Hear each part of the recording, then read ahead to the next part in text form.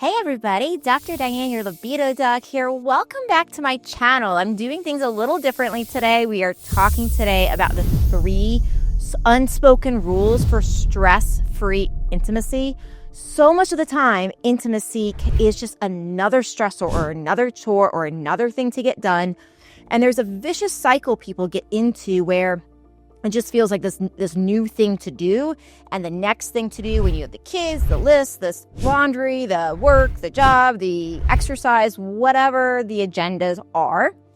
And so one of the issues that comes up is it can add just like another thing sometimes to the to-do list to make sure you have energy to connect.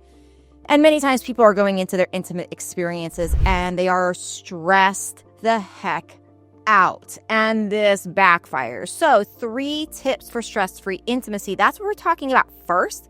I have my notes here because I want to make sure that I deliver everything that I really want to say in this particular video. So at the end, the other thing I'm going to go over for you is the top 3 things, the top 3 threats that come up when people have conflict and how to work through them. And I talk about this because we see that conflict is so common in talking about intimacy, right? It's so easy to have our feelings hurt, and especially when people feel like they're doing so much and they're contributing so much to the family, to the relationship, to the household, to life.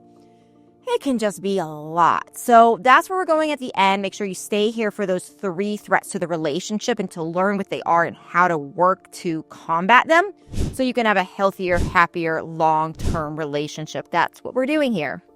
Okay, so the 3 unspoken rules for better sex, better intimacy, better connection. So the first one is setting the mood, okay? And I want you to hear this because what I don't want you to think is like, Dr. Diane, putting some candles on, some sweet music is not going to fix my intimate challenge, right? It's not going to fix the challenge that my partner and I have with actually coming together. I'm not really talking about setting the mood with candles and music when I say setting the mood. What I'm talking about is coming together and co-creating a space that will allow you to move into intimacy in a more stress-free way, meaning talk to your partner. See what things help them the most at the end of a really stressful day when you know you want to connect, when you know you want to be intimate, but they're so burnt out. Maybe they're overwhelmed. Maybe they've made 500 decisions in their roles of, life that day. So the first thing in setting the mood is figuring out for the uniqueness of you, for the uniqueness of your partner, what kinds of things are actually going to bring you in a stress-free environment. So for some people, that might be putting on some classical music or some sensual lounge music. Other people, it might be staring into space, right? Other people, it might be taking a bath. Other people, it might be, massaging each other. Other people, it might be taking a shower and rubbing oil all over one's body, right? There's a lot of different ways this could look. But so quickly, one of the things that happens with intimacy is we go through the stress of the day and then it's like, boom, okay, now we're supposed to connect. And when we do that, we're oftentimes bringing that overwhelm and the stress and the busyness of the mind and the stress of the day into that intimate moment. And it can be really hard to drop in, feel pleasure, and deeply connect. So setting the mood means talking to your partner ahead of time and figuring out what is it that really helps your partner and yourself to actually switch off the busyness of the day, the overwhelm of the day, and into a more stress-free state, right? What is it that helps the most with that? Is it sitting on a massager for 20 minutes, right? Is it the need to vent and then get rid of it? Whatever it is. So that's what setting the mood is. So the second unspoken rule that we need to talk about is really redefining intimacy. And by that, I mean that so much of the time we look at intimacy as needing to be, and we think it needs to be spontaneous and effortless in order to be hot. That really could not be further from the truth. And the way I talk about this over and over again is we date, right? We go through the beginnings of dating, of falling in love, and we're never spontaneous. There's always a plan for when we see each other, right? So it's always a date on this day, and we meet on this day, and there's always a plan. And there's usually effort that goes into it, right? You have to show up. Usually people, do their hair and they put on their favorite outfits and they do things to feel really good in their body. And then in these long-term relationships, one of the things that happens is that tends to go out the window, right? And so when that goes out the window, as far as, hey, now we're living together, now we're combined, we think that, even though it's always been planned before, we think that when we move in together and we combine our lives, then we're not supposed to need to put in the effort. Then we're not supposed to need to plan anymore, right? And we just expect it to happen spontaneously. And what tends to happen is when time goes by, we wind up being intimate less and less and less and less because we are planning less, because the spontaneity doesn't happen because life gets in the way. Things get in the way. And so redefining intimacy is really redefining our relationship to intimacy to say, this happens because I prioritize it, right? There's only so many things in any given day that we can get done. And so it does become a question of priority. It does become this question where we are saying, okay, I am prioritizing putting an intimacy date on my calendar Friday at 5, which means in order for me to show up and be in my best self, either 5 o'clock on that Friday is when we start to set the mood and we start to shift into each other, or at 4 o'clock, I'm going to actually arrange my schedule so that this one day I can start to drop into the mood and to actually get ready for my date. Now, obviously, with fit kids, with jobs, with all the things, we have to plan this, right? And it's not that we can typically have these long sex dates every night, but even doing what I call the bougie sex date, the bougie sex date is the sex date that is long, that is really about deeply connecting. It's about setting the mood. It's about this long foreplay. It's about very, very slow, intimate, passionate intimacy and, eventual lovemaking.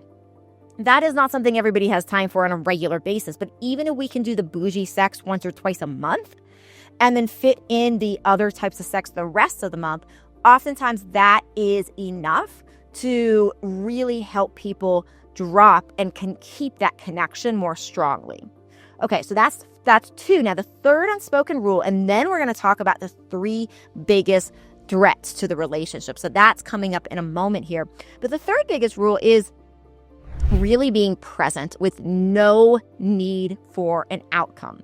So this is a new one for people because so many people go into intimate moments with that desire of like the outcome is orgasm, right? We had the grand finale and that's what we're doing here.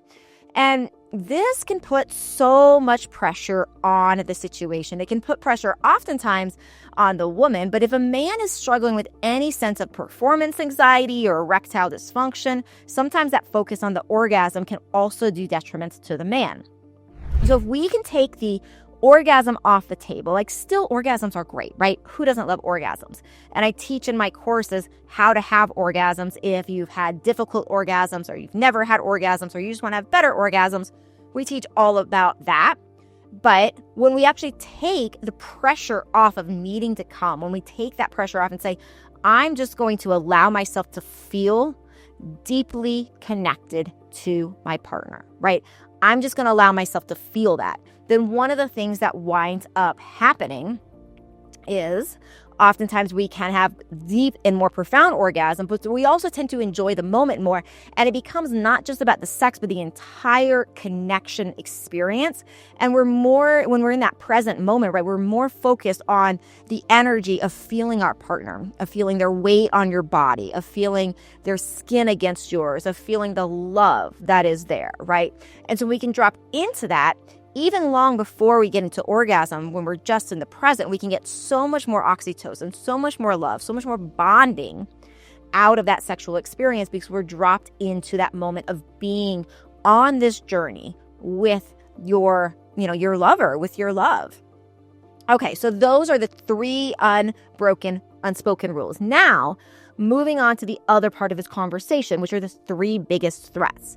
So what we see in surveys is anytime we are bringing up anything that has to do with conflict in a relationship at all, no matter what the conflict is, anytime we're dealing with anything that has to do with conflict, there are 3 threats to the relationship. 1 is a threat to self The second is the threat to the partner. The third is a threat to the relationship. So that might seem obvious, but here's what's interesting.